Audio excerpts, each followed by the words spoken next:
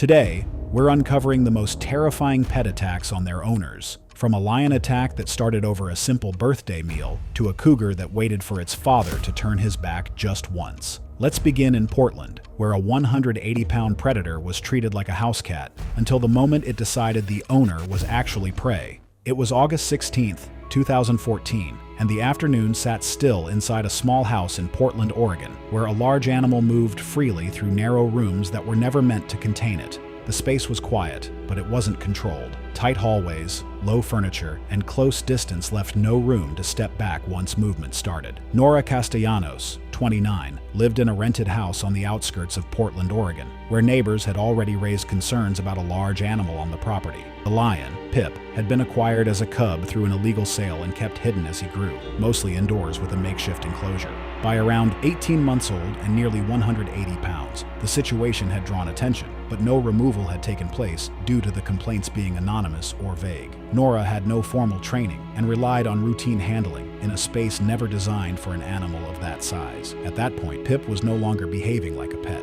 Even without full maturity, he had the speed and reflexes of a predator, reacting instantly to movement. In tight spaces, lions don't stalk. They respond to sudden stimuli with short, explosive bursts, using their forelimbs to knock down and control before biting. In the weeks leading up to the incident, his behavior had shifted. He paced more in tight, repetitive paths and reacted sharply to small sounds, locking onto them longer than before. When Nora tried to redirect him, he resisted, pulling away or circling past her instead of stopping. That afternoon, he moved through the living room in tight, restless loops, cutting around the couch and back toward the hallway, again and again.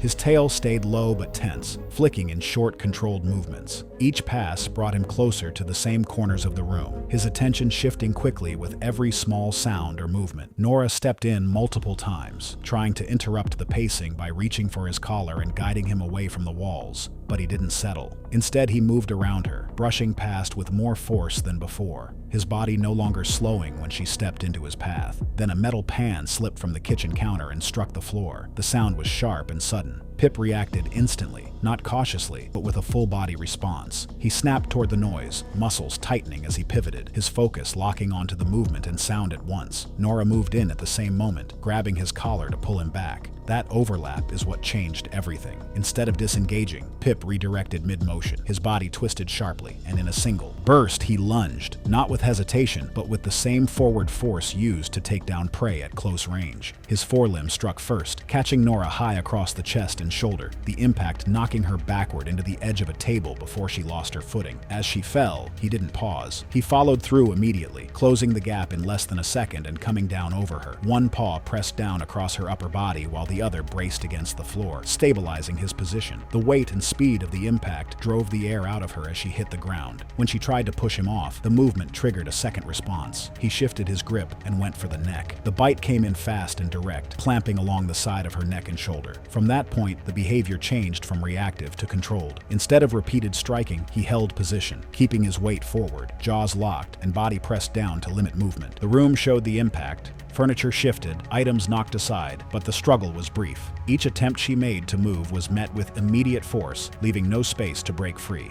Within moments, her movement slowed. No one else was inside the house. A neighbor later reported hearing a loud crash and brief disturbance, but did not recognize it as an emergency. After Nora failed to answer repeated calls, a family member checked on her and found the house quiet. Emergency services were contacted. Officers approached cautiously and through the windows saw the lion still moving inside. They did not enter. A perimeter was established while animal control was called. When trained personnel arrived, they used a dart from outside near the doorway. The sedative took several minutes to take effect as the lion continued pacing before collapsing. Only after the animal was confirmed down did responders enter. Nora was found on the living room floor with severe injuries and no signs of life and was pronounced dead at the scene. Authorities later confirmed the lion had been kept illegally, despite prior complaints. The animal was euthanized following the investigation. After a quiet house turned into a space with no room to escape, the pattern repeats in a crowded Phoenix living room, where a birthday celebration, a single mother, and an 85-pound chimpanzee collide in seconds. It was June 17, 2017, and the afternoon sun filled a crowded living room in Phoenix, Arizona. The space was tight and active, with people standing shoulder to shoulder, children moving between legs and furniture, and voices overlapping as attention shifted around a table set with a birthday cake. Decorations hung low, chairs were pushed aside, and movement came from every direction. Thalia Brennan, 34, had worked as a preschool teacher before losing her job the previous year. Not long after, she bought a chimpanzee named Jasper from an exotic animal seller while he was still young. She raised him inside the home alongside her son, treating him like a second child, dressing him in clothes, allowing him to move freely through the house, and letting him interact closely with visitors. As Jasper grew, his behavior changed. By around 5 years old, he was much stronger and harder to control, able to pull, grab, and overpower adults with sudden force. The changes came gradually, small incidents that were brushed off at the time. He would snatch objects without warning, latch onto arms during play, or react sharply to movement near his face. There had already been biting incidents, but they were explained away as agitation or overstimulation rather than a loss of control. At that stage, a chimpanzee is no longer manageable in a home environment. Their strength can exceed that of an adult human, especially in the upper body, and their responses to stress or crowding are fast and unpredictable. In close quarters, they don't strike once and stop. They grab, pull, and bite in. Rapid, shifting bursts, often targeting whatever is closest, while reacting to movement around them. That afternoon, the house was louder than usual. Voices overlapped, children moved quickly between chairs and tables, and the living room filled beyond its normal capacity. People stood shoulder to shoulder, stepping around each other as they talked, while children cut through gaps between adults. The noise didn't settle, it layered, building as more people spoke at once. Jasper moved through the room in short, restless passes, weaving between legs and furniture. His head turned quickly with each nearby movement, tracking hands, faces, and sudden shifts in position.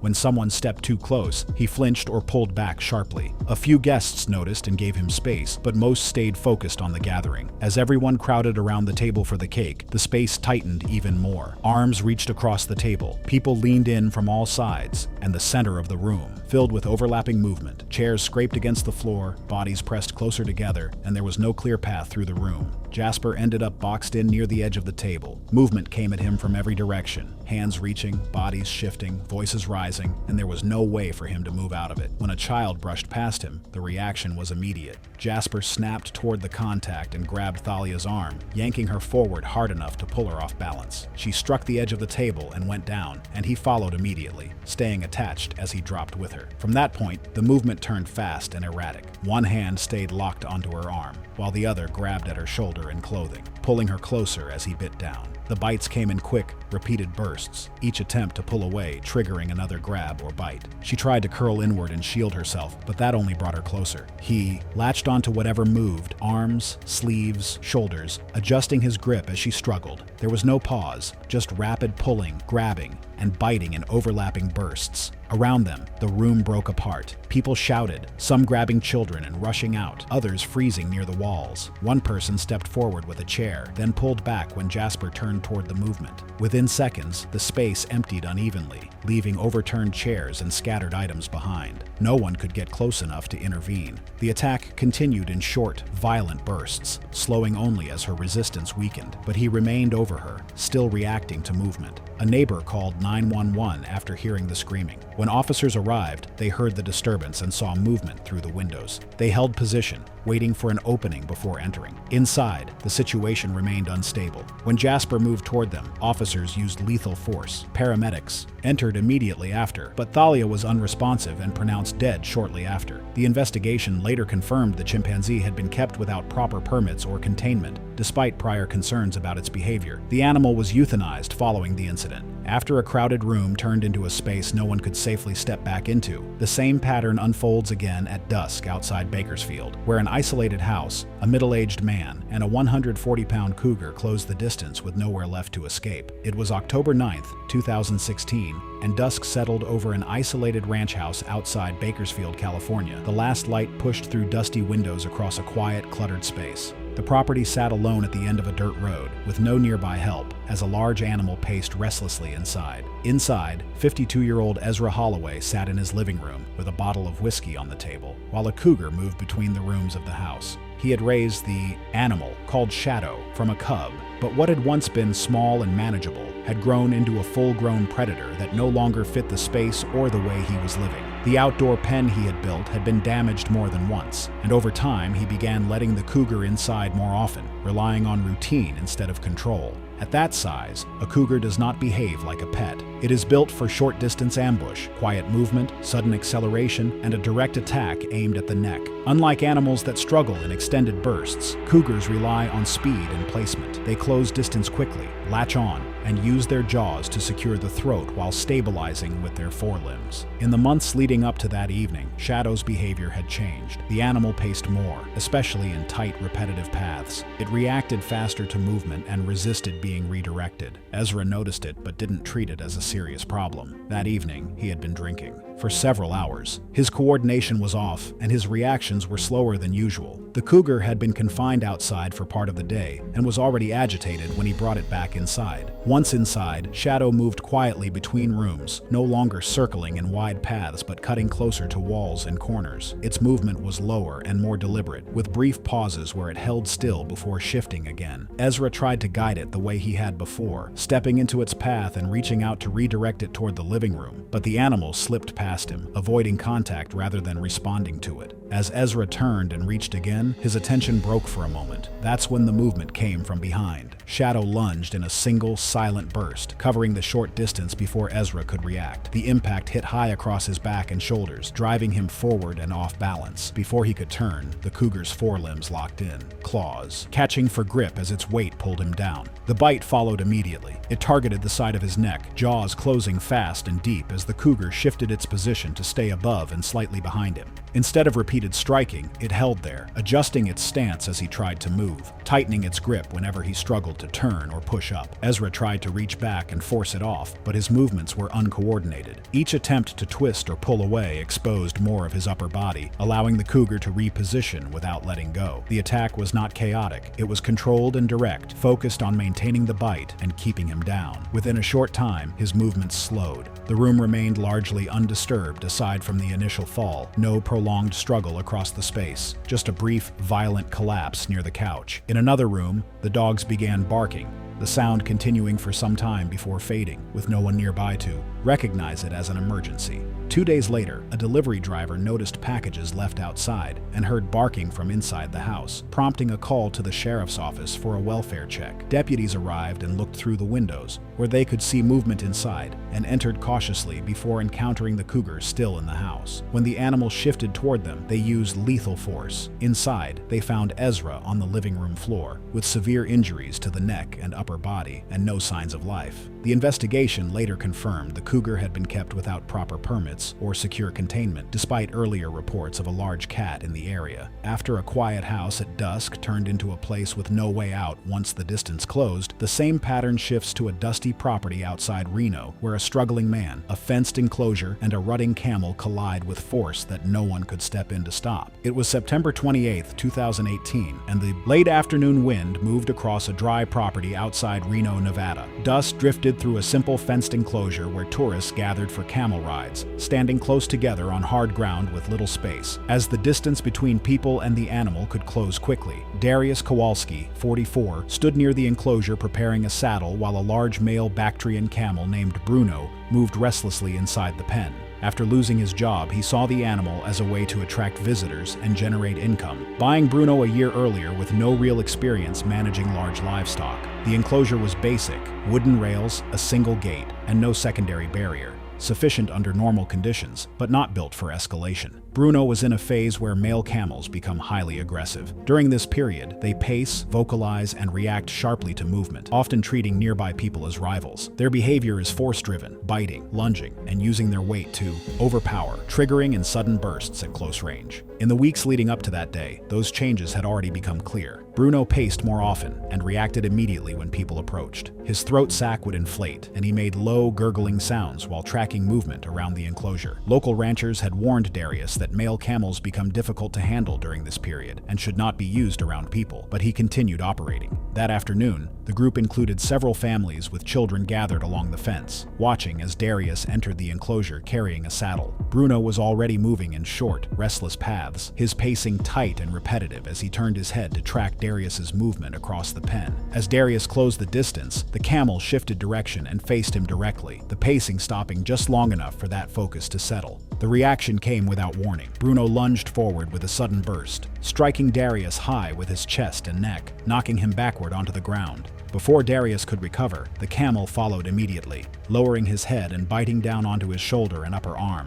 jerking him sideways across the dirt. The movement was uneven and violent. Bruno released and bit again, this time higher, using his head and neck to shove and drag as Darius tried to pull free. When Darius rolled and tried to get up, the camel stepped in, driving him back down with its front legs. The force wasn't a single motion. It came in repeated surges, bite, shove, step, as the animal reacted to every attempt to move. Darius tried to push himself up, grabbing at the camel's legs, but the footing gave him no leverage. Bruno reared slightly and came down again, forcing his weight into Darius's torso before shifting position and biting once more. Each time Darius moved, the camel responded with another burst, biting, pushing, or stepping in to keep him down. Outside the fence, people began shouting and pulling back, some grabbing children and moving away from the rails. One person moved toward the gate, then stopped when Bruno turned sharply toward the movement. No one entered the enclosure. Inside, the attack continued in short, aggressive bursts. Bruno stayed close, alternating between biting and forcing his weight down, reacting to movement rather than stopping. As Darius's attempts to move slowed, the intensity of the bursts eased, but the camel remained near him, stepping in whenever he shifted. Within a short time, he stopped moving. The camel stayed nearby as a tourist called emergency services and others backed away. When responders arrived, they held position until the animal could be secured using barriers and control equipment before entering the enclosure. Darius was found on the ground with severe injuries and no signs of life and was pronounced dead at the scene, with findings later confirming fatal crush and trauma injuries. Authorities determined that the camel had been used for rides during a period when it was unsafe to handle,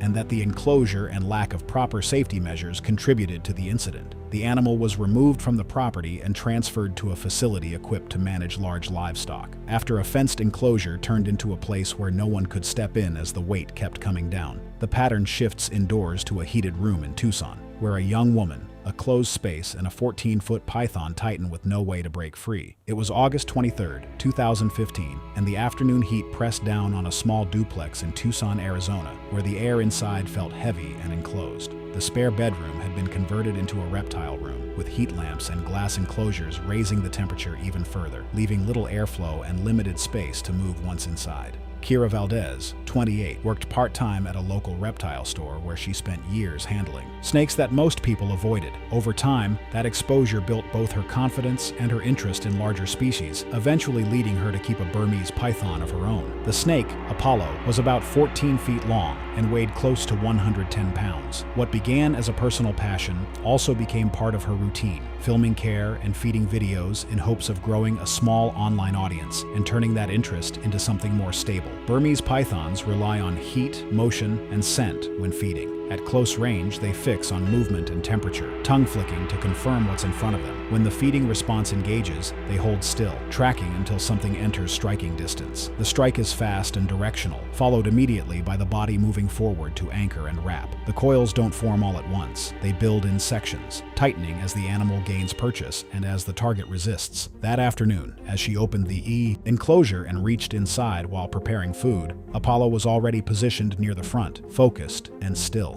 Her hands carried scent from the food, and when her arm moved within range, the combination of proximity, motion, and feeding context triggered the strike. Apollo lunged forward and clamped onto her forearm, the bite holding rather than releasing as his body pushed out of the enclosure behind it. Kira reacted by pulling her arm back and stepping away, but that movement gave the snake leverage. His body looped over her forearm first, then crossed her shoulder, using her own motion to pull himself higher. The initial wrap wasn't tight, it was placement. As she tried to shake him loose and step back, he added another loop, then another, each one settling into position as he gained more contact along her torso. The sequence built quickly. What began as a single bite and partial wrap turned into full-body contact within seconds. As she pushed against him and tried to unwind the coils, he shifted along her body, tightening where he had grip and sliding where he didn't. The loops overlapped unevenly, adjusting each time she moved, not locking in place but repositioning to maintain hold. As she backed into the shelving unit, the impact knocked equipment loose and broke her footing. When she went down, the snake followed, maintaining the bite and staying wrapped as his body settled across her chest and upper body. With the ground beneath her, she lost the ability to step or turn, and the coils began to set more firmly.